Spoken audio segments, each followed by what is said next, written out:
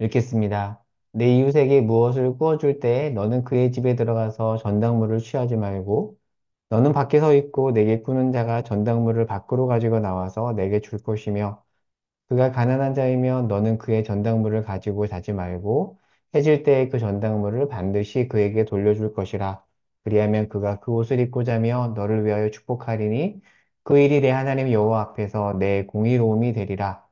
공공하고 비난한 품꾼은 너희 형제든지 내 땅 성문 안에 우거하는 객이든지 그를 학대하지 말며 그 품삯을 당일에 주고 해진 후까지 미루지 말라. 이는 그가 가난함으로 그 품삯을 간절히 바람이라. 그가 너를 여호와께 호소하지 않게 하라. 그렇지 않으면 그것이 내게 죄가 될 것임이라. 아버지는 그 자식들로 말미암아 죽임을 당하지 않을 것이요 자식들은 그 아버지로 말미암아 죽임을 당하지 않을 것이니 각 사람은 자기 죄로 말미암아 죽임을 당할 것이니라. 너는 객이나 고아의 송사를 억울하게 하지 말며 과부의 옷을 전당 잡지 말라. 너는 애굽에서 종되었던 일과 내 하나님 여호와께서 너를 거기서 속량하신 것을 기억하라. 이러므로 내가 내게 이 일을 행하라 명령하노라. 내가 밭에서 곡식을 벨 때에 그 한 무출 밭에 잊어버렸거든. 다시 가서 가져오지 말고 나그네와 고아와 과부를 위하여 남겨두라. 그리하면 내 하나님 여호와께서 내 손으로 하는 모든 일에 복을 내리시리라. 내가 내 감람나무를 떤 후에 그 가지를 다시 살피지 말고 그 남은 것은 객과 고아와 과부를 위하여 남겨두며 내가 내 포도원의 포도를 딴 후에 그 남은 것을 다시 따지 말고 객과 고아와 과부를 위하여 남겨두라. 너는 애굽 땅에서 종되었던 것을 기억하라. 이러므로 내가 내게 이 일을 행하라 명령하노라. 아멘. 오늘 본문에서 이제 출애굽 2세대가 이제 가나안에 들어가서 지켜야 될 규칙을 언급하는데 반복되는 표현이 있습니다. 18절과 22절 한번 본문 말씀을 보시기 바랍니다. 뭐라고 되어 있죠? 너희가 과거에 애굽에서 종되었던 일과 거기에서 속량하신 것을 기억하라. 22절에서도 반복합니다. 자, 그리고 22절 후반부에서 뭐라고 하죠? 내가 내게 이 일을 행하라 명령한다. 굉장히 좀 강하게 얘기합니다. 이것을 기억하고 그리고 내가 지금 명령한다라고 하는데 무슨 뜻이냐면 이런 겁니다. 오늘 본문의 규정은 연약한 이들을 돌보라는 건데 왜 돌봐야 되는가? 너희가 과거에 애굽에서 연약한 노예였기 때문이라는 거죠. 근데 그 상태에서 구원을 받았죠. 출애굽했죠. 왜 그랬죠? 하나님의 은혜입니다. 은혜를 입은 거죠. 잘한 것이 없는데 하나님의 전적인 은혜로 구출받았다. 그것을 너희가 알면 너희는 연약한 이들에 대한 태도가 달라질 수밖에 없다라는 거죠.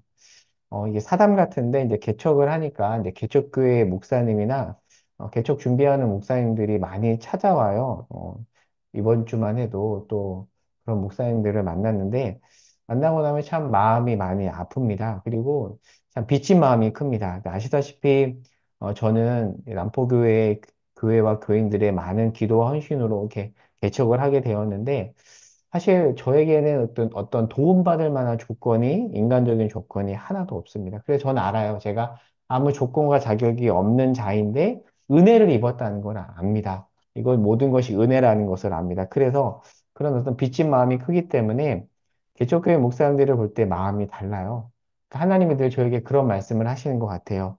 네가 은혜 입은 거 알지? 그러니 너도 그 은혜를 베풀어야 된다. 그 메시지가 늘 들리는데 오늘 본문 말씀이 사실 그 말씀입니다. 같은 맥락입니다. 너희가 과거에 바로 거기서부터 속량받았지. 그것을 기억해라. 그러니 가나안에 들어가서 연약한 자들을 너희가 잘 돌봐야 된다. 명령이다. 행해라. 22절 보십시오. 이 일을 행하라. 명령한다라고 말씀하고 있습니다. 자, 그럼 구체적으로 무엇을 하나님이 명령하시는지를 보겠습니다. 자, 상황은 이렇습니다. 누군가가 지금 이자를 빌리러 온 거예요. 돈을 빌리러 온 거죠. 여러분, 누군가에게 이렇게 돈을 빌려본 적이 있으신가요? 빌릴 때 뭔가 굉장히 자세가 낮아지잖아요. 좀 세게 얘기하면 비참해지잖아요. 그러니까 어려우니까 자존심을 내려놓고 지금 빌리러 온 겁니다. 저도 교회 개척을 하면서 돈을 빌렸죠. 대출을 받았죠. 오래 걸렸고, 이게 이렇게 힘든 거라는 걸 몰랐습니다. 한 3개월 가까이 이제 소위 취조를 당하고, 아, 내가 이거밖에 안 되는구나라는 것을 정말 처절하게 느꼈었거든요. 근데 쉽지 않은 시간인데 은혜 가운데 아무튼 잘 받아서 이렇게 왔는데요. 지금 이 빌리러 온 사람이 그런 상황이고 마음의 상태가 그렇겠죠. 자, 그런데 이때 성경 말씀에서 뭐라고 말하냐면, 자, 보증이 필요하잖아요. 그러니까 빌려주는 사람은 빌리는 사람으로부터 갚는다라는 어떤 약속의 차원에서 전당물, 보증물을 받아야 되는데 보통은 어떻게 하죠? 어, 빌려주는 사람이 직접 빌리는 사람 집에 들어가서 전당물을 가지고 오잖아요. 근데 성경 말씀에 따르면 오늘 본문에서 그렇게 하지 말래요. 어, 빌려주는 사람은 밖에서 기다리래요.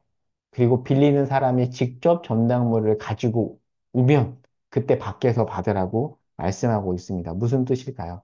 빌려줄 때 갑질하지 말라는 거죠. 그리고 빌리는 자의 사생활과 자존심을 지켜주라는 배려의 말씀입니다.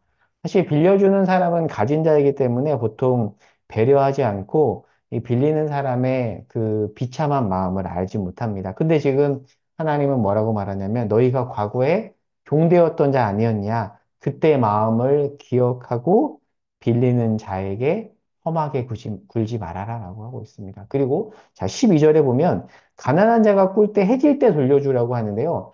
특별히 가난한 사람에게 있어서 전당물은 겉옷이었습니다. 자, 겉옷. 그런데 이 당시 겉옷은 뭐냐면 우리식의 어떤 게 겉옷이 아니라 덮는 겉옷이에요.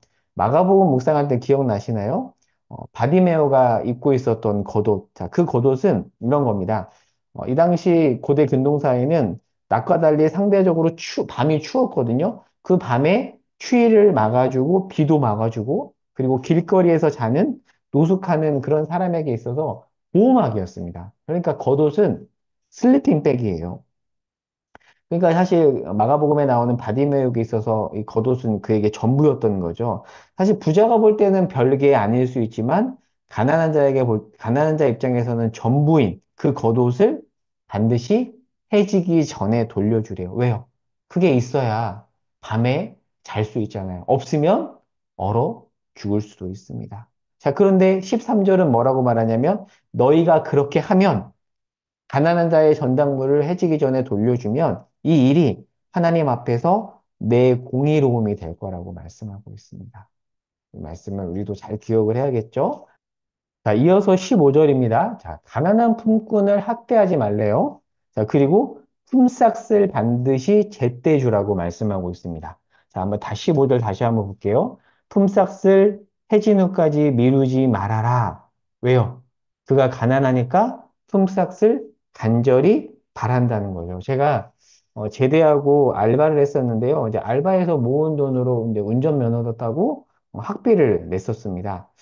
그 돈이 어떻게 보면 저의 형편에서는 전부였기 때문에 늘 이제 월급날을 기다리는 거죠. 그것을 이제 모아야지 이제 이렇게 하면 내가 학비를 낼 수 있겠다라고 생각을 하니까 빨리 받고 싶잖아요. 그런데 가끔 어떤 사정으로 월급 지급이 늦어질 때가 있어요. 그러면 마음이 급해지죠. 왜 안 주나? 떼어먹는 거 아닌가? 막 이런 생각이 들잖아요. 근데 그런 거 경험하신 분들은 아마 알 겁니다. 지금 그런 상황을 염두에 두고 이 말씀을 하고 있는 겁니다. 가진 주인 입장에서는 아쉬울 게 없기 때문에 임금 지급을 미룰 수 있어요. 그런데 뭐라고 말하죠? 그렇게 하지 말래요. 자, 15절을 보겠습니다. 만약에 그렇게 품삯 지급을 늦추어서 가난한 자가 하나님께 호소하면 무슨 의미일까요?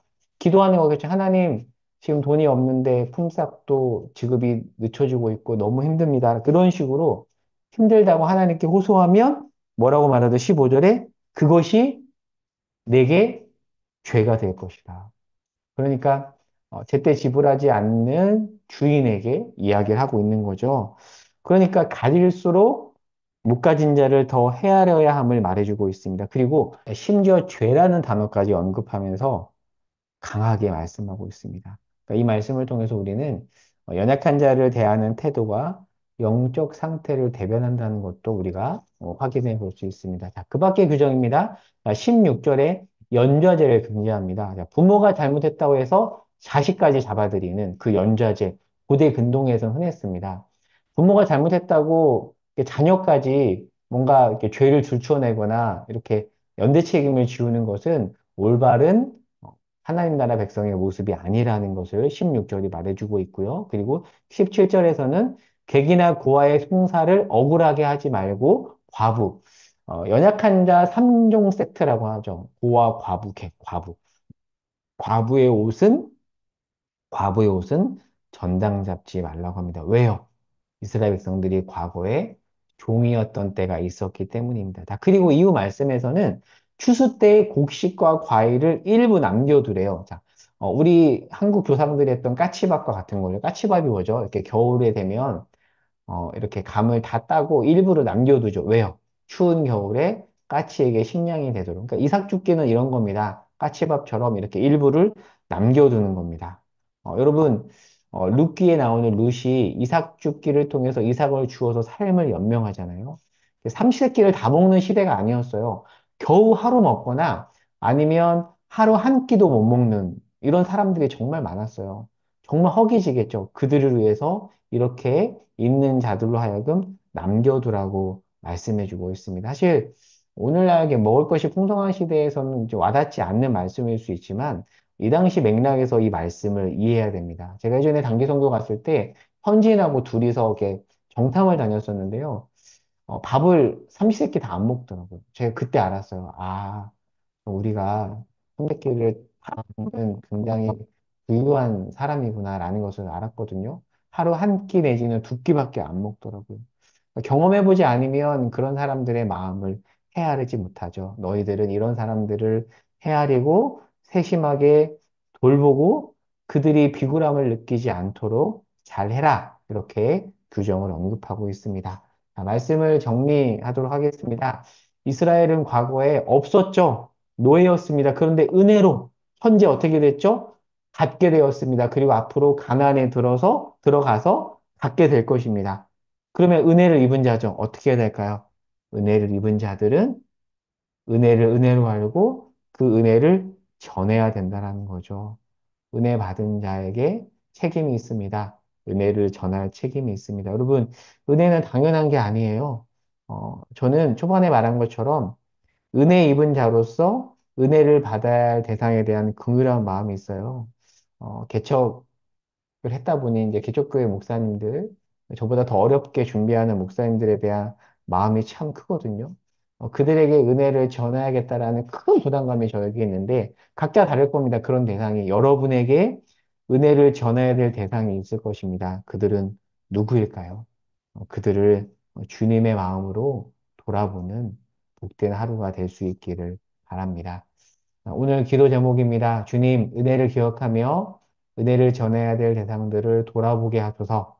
이렇게 주 앞에 기도하고요. 그 밖에 개인 기도 제목을 가지고 엎드리겠습니다. 제가 기도하겠습니다.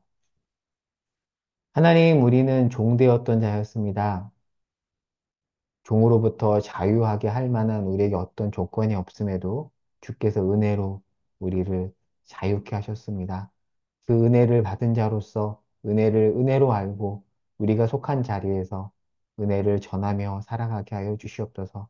오늘 하루 우리가 주님의 마음으로 돌아봐야 될 대상, 은혜 베풀어야 될 대상들을 생각하며 그들을 위해서 기도하고 또 그들을 위해서 섬기는 하루가 되게 하여 주옵소서.